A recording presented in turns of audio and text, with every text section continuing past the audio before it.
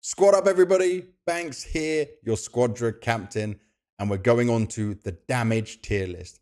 Now, a lot of people want to play damage. A lot of people have some misconceptions about who is the best just because they've seen it in a couple of games. Well, everyone wants to play damage. It's a lot of fun. You know, you can carry through games, but if you're not using your damage character correctly, if you're using some of the very easy to take down characters, then maybe you're actually being one of the damage characters that affects your games a lot. So we're going to take a look at this and do a tier list from my perspective of where we're at right now. And I'm going to start with the full power Bojack. Now, Bojack, he's pretty bad.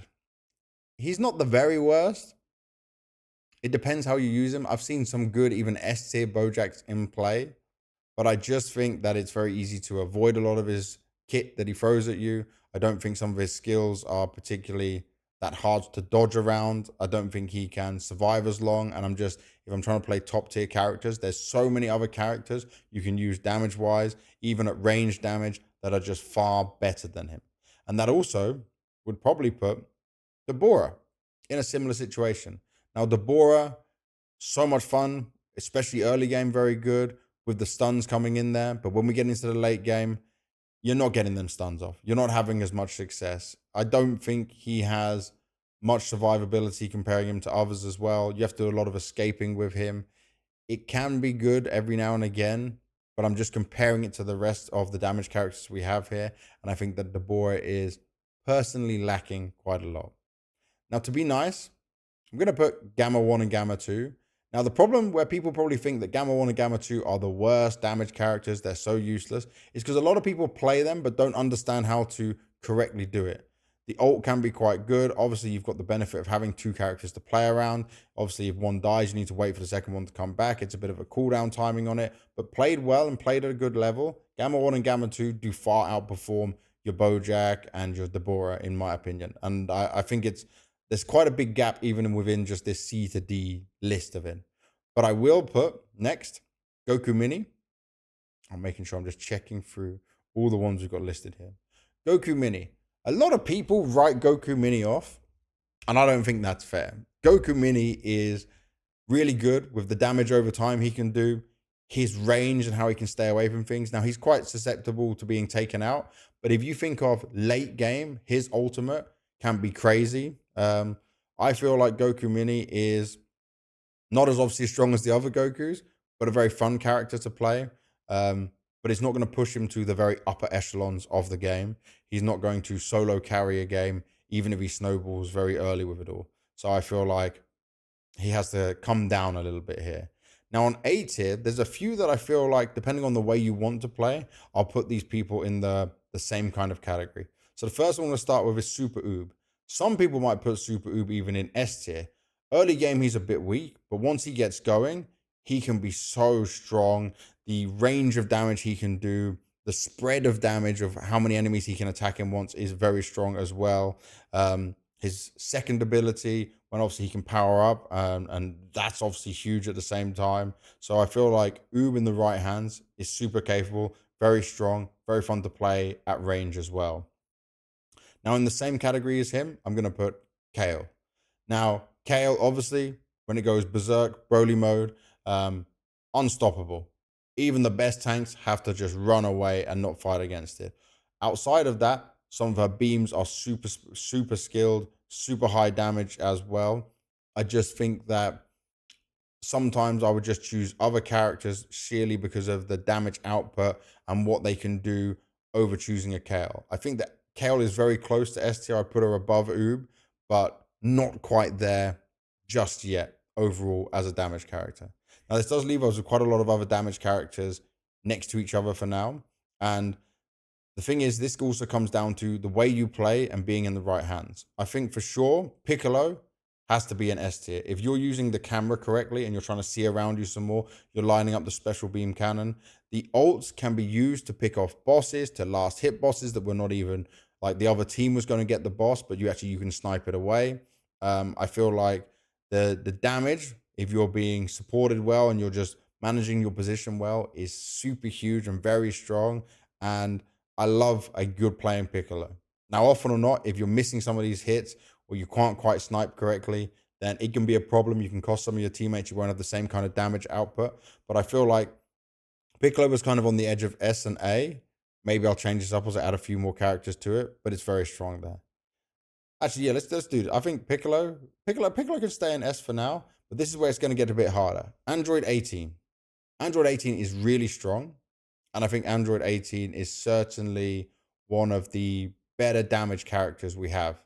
The fact that she can land an attack, roll up and hit another straight after, do a lot of damage. Her ult as well is devastating. It's very good at 1v1s, but a little bit less good in the team fights. It might even make me think, like, because of who we've got left. Yeah, I might have to change this tier up a little bit. I might have to put Android 18 and Piccolo down here, but put them on the higher end. And then put Oob and Kale towards the end of A tier, but keep high A tier, Android 18 and Piccolo. I think that's probably my best way to do this, because I'm just looking at who we have down below. Yeah, I think that'll be a fair way of doing it. So imagine it's left to right kind of thing. If it is left to right, that means Bojack at the very end, Deborah just a little bit above him. Next, people tried to tell me, and maybe you guys will agree with this or not, that Trunks and Android 18 are interchangeable. But I think Trunks is ult, Trunks is Vanish Step. It is so huge. The snowball he can have, the way he can just jump in and completely slice up opponents. Trunks is super strong. In the right hands, he is one of the very best. And I feel like if I ever see a good Trunks in my game, I'm comparing it to almost a Goku level, which obviously Goku is kind of out of his mind, broken, busted, which I expected. He's one of the main characters for the Dragon Ball series overall. Now, one of our brand new characters to the game, just added recently, obviously behind a paywall, so maybe not everyone has access to it, but SSJ3 Goku. The instant transmission into doing a Kamehameha, into defending bases, into going in and out, even with your Dragon Fist. SSJ3 Goku is super good. A lot of mistakes I see people use is just holding the Kamehameha for too long, not instant transmissioning enough, so not jumping on top of their team to help out in fights, not using the skill set. Like, a lot of SSJ3 Gokus can completely take over a game just by being everywhere at the right time, but it requires a lot of map awareness. But you'll see the super skilled players using him to the highest level. And I'll actually say with that, because we're keeping it left to right, SSJ3 Goku into Trunks will be my next way of doing it on the damage count. Now, last but not least, Goku. I just say that, like, he's good early game, he's good middle of the game, he's good late game. You don't need him to be getting Super Saiyan even for him to be good.